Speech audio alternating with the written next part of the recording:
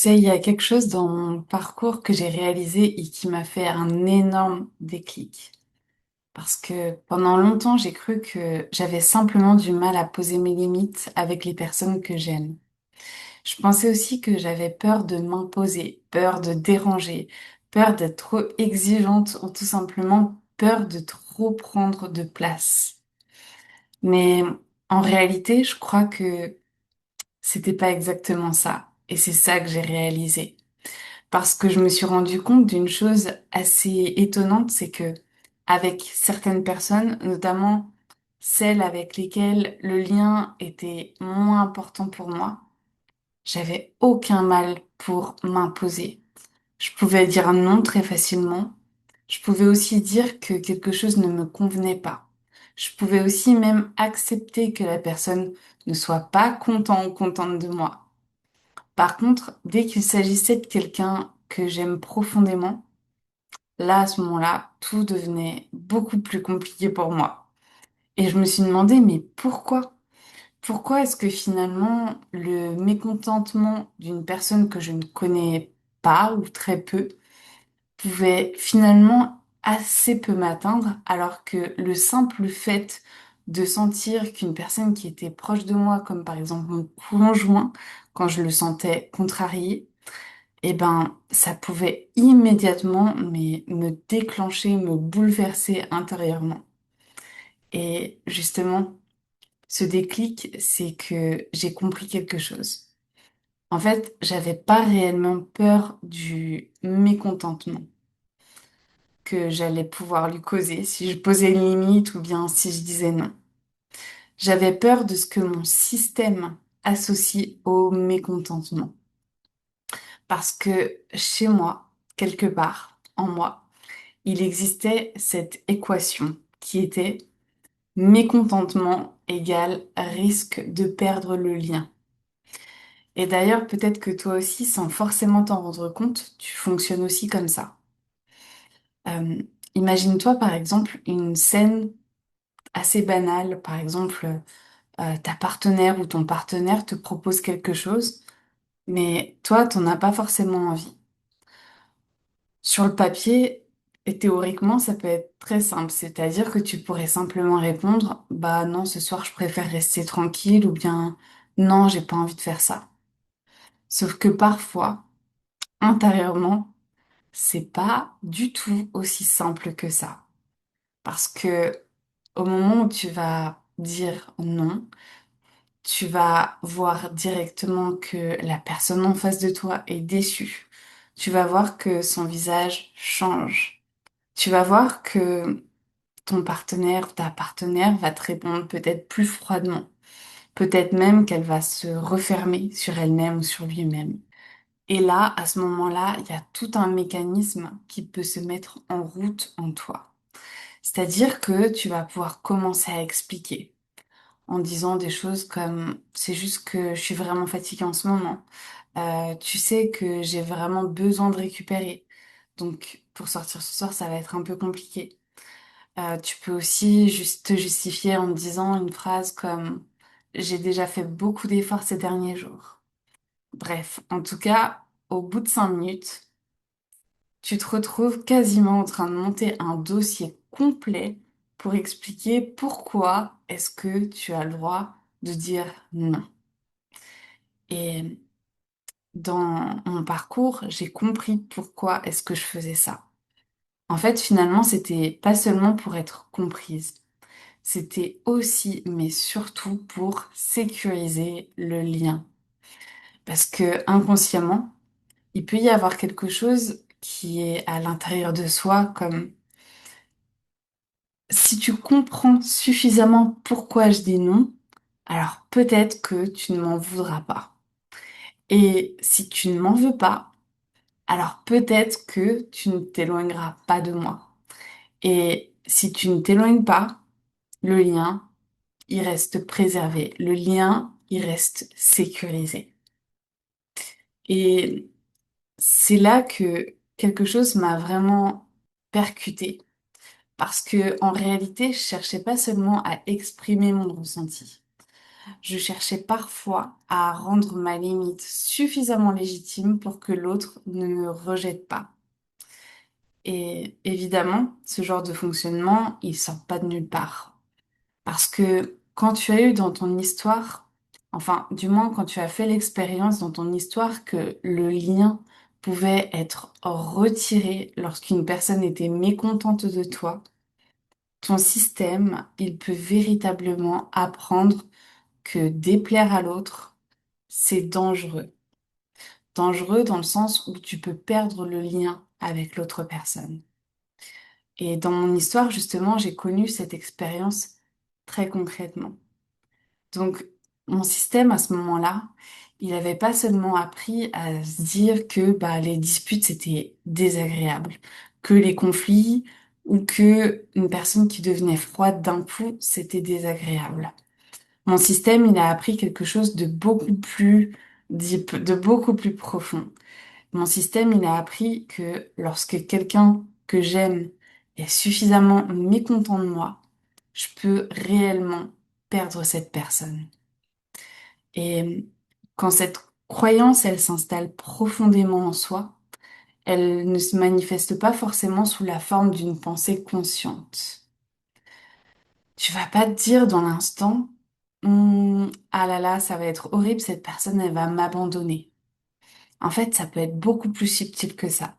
C'est-à-dire que au moment où tu vas dire non et tu vas sentir que la personne se ferme, ça va être quelque chose de plus subtil comme par exemple une envie de pleurer que tu vas ressentir.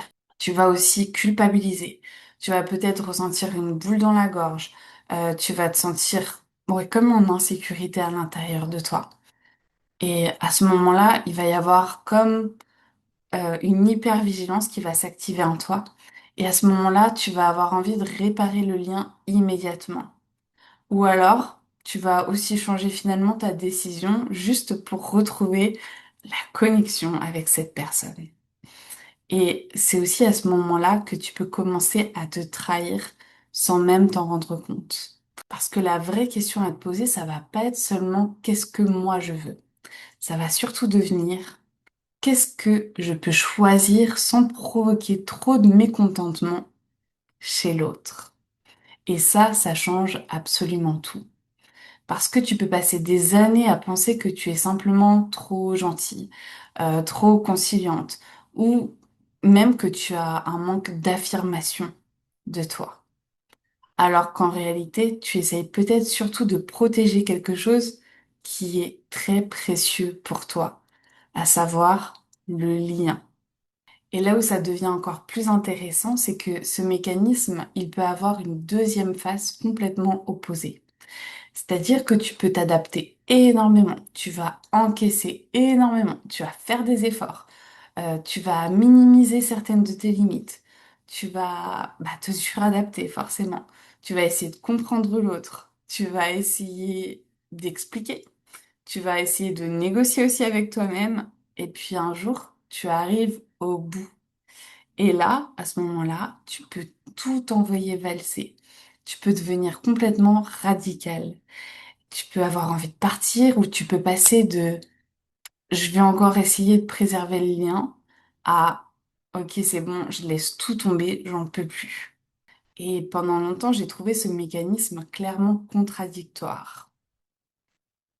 Parce que finalement, comment quelqu'un qui a autant peur de perdre le lien, comment est-ce que cette personne peut devenir celle qui veut tout couper?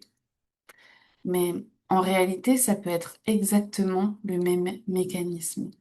Parce que à force de t'abandonner pour préserver le lien, il arrive un moment où ton système choisit finalement de te préserver toi. Et puisqu'il n'a pas appris à poser de petites limites suffisamment tôt, il finit parfois par poser une énorme limite quand toi, tu te retrouves déjà à saturation. C'est pour ça que la vraie exploration, le vrai travail, entre guillemets, ce n'est pas d'apprendre à devenir plus dur ou à devenir moins sensible. C'est pas non plus d'arrêter d'exprimer ce que tu ressens. Et ça, c'est vraiment important de le souligner. Parce que lorsque j'ai commencé à comprendre tout ça, je me suis demandé, je me suis dit, mais est-ce que ça sert vraiment à quelque chose de dire ce que je ressens? Ben si, bien sûr que si. Parce que exprimer ton monde intérieur, c'est précieux aussi. Ça permet à l'autre de te connaître, ça permet aussi de créer de l'intimité, de la complicité. Ça crée aussi de la profondeur au sein de ta relation. Le problème, finalement, il commence lorsque ton ressenti, ça va devenir la justification nécessaire pour avoir le droit d'avoir une position, d'avoir le droit de te positionner. Il y a vraiment une grande différence entre dire, OK, ce soir, je préfère qu'on reçoive personne. Et aussi, je veux te dire que ça m'a fait quelque chose de sentir que t'es déçu parce que j'ai encore beaucoup de mal avec ça. Et il y a aussi cette différence à passer 10 minutes à expliquer combien tu souffres en espérant que l'autre finisse par dire, OK, d'accord, dans ce cas-là, t'as raison, on reçoit personne. Parce que dans la première situation, c'est toi qui te positionnes, c'est toi qui prends cette décision. Et ensuite, bien sûr, tu ouvres ton monde intérieur si tu en as l'envie et tu partages ce qui se passe en toi, ce que tu ressens, tu partages ton émotion. Dans la deuxième situation, là, tu attends presque que ta propre émotion te donne le droit de prendre cette décision. Et personnellement, c'est une distinction qui m'a énormément parlé. Parce que avant d'expliquer tout ce qu'on ressent, on peut d'abord se demander, OK, mais moi, qu'est-ce que je veux? Et seulement ensuite, je me positionne. À savoir, ce soir, je préfère rester tranquille. Je suis d'accord pour ça, mais pas pour ça. Ou bien, là, j'ai besoin qu'on fasse autrement. Et ensuite, on peut tout à fait expliquer ce qui se passe intérieurement pour nous. La différence ici, c'est de ne plus utiliser sa souffrance pour demander indirectement la permission d'avoir une limite. Je vais répéter cette phrase. La différence, c'est de ne plus utiliser sa souffrance pour demander indirectement la permission d'avoir une limite. Et évidemment, quand tu fonctionnes comme ça depuis longtemps, c'est pas vraiment très intuitif. Au contraire, dire une phrase aussi simple que non, ce soir, j'ai pas envie, ça peut te sembler presque brutal. Et immédiatement, ton cerveau, il peut repartir. Oui, mais il faut absolument que j'explique. Il va croire que, il va être déçu. Je devrais peut-être quand même, etc., etc. Et c'est précisément à ce moment-là que tu peux observer ton mécanisme et essayer de te rappeler quelque chose. Le mécontentement n'est pas nécessairement une rupture du lien. C'est-à-dire que quelqu'un peut être déçu de toi et pourtant continuer à t'aimer. Quelqu'un peut ne pas comprendre ton choix et rester quand même en lien avec toi. Quelqu'un peut être contrarié peut-être pendant 20 minutes, voire 1 heure, puis après revenir vers toi. Et surtout, tu n'as pas besoin de réparer immédiatement toutes les émotions désagréables que ta limite a provoquées chez quelqu'un d'autre. Et pour moi, c'est probablement là que se trouve l'un des apprentissages les plus profonds pour justement se respecter soi, pour établir ses propres limites, afin de se respecter, afin d'écouter ses besoins, ses envies. Et lorsqu'on dit non alors que on sent que l'autre n'est pas ravi, justement d'observer aussi ce que ça déclenche en soi. Ne pas changer immédiatement de décision pour retrouver la connexion et constater ensuite que le lien est toujours là. Et ça, c'est quand même une très belle expérience à vivre. Parce que, au fond, ce n'est pas simplement d'apprendre à poser ses limites. C'est aussi apprendre une nouvelle définition de la sécurité relationnelle. Une relation sécurisante, ce n'est pas une relation dans laquelle personne n'est jamais mécontent de toi. Ce n'est pas non plus une relation qui est sans conflit. Ce n'est pas non plus une relation dans laquelle tu réussis toujours à faire en sorte que l'autre comprenne parfaitement tes choix. Une relation sécurisante, c'est aussi une relation capable de traverser le désaccord, de traverser la frustration, de traverser certaines différences forcément qu'on va avoir entre nous. Ça va être aussi de traverser les besoins qui ne vont pas toujours dans la même direction. Et tout ça sans que le lien soit constamment remis en jeu. Alors, si toi aussi tu te reconnais énormément dans cette peur de déplaire aux personnes que tu aimes, je t'invite à te poser cette question. Est-ce que j'ai réellement peur de m'imposer ou est-ce que j'ai appris que m'imposer pouvait me coûter le lien? Et je parle des personnes que tu aimes, mais ça peut être aussi un lien relationnel, dans le sens professionnel, ça peut être ton voisinage, peu importe la relation finalement. Parce que aussi, le fait de sentir que lorsque tu vas t'imposer, ça va te coûter le lien. Juste quand tu réponds à cette question, si c'est vraiment ça finalement qui te fait peur ou bien si c'est uniquement le fait de t'imposer. Cette seule question, elle permet déjà de comprendre énormément de choses.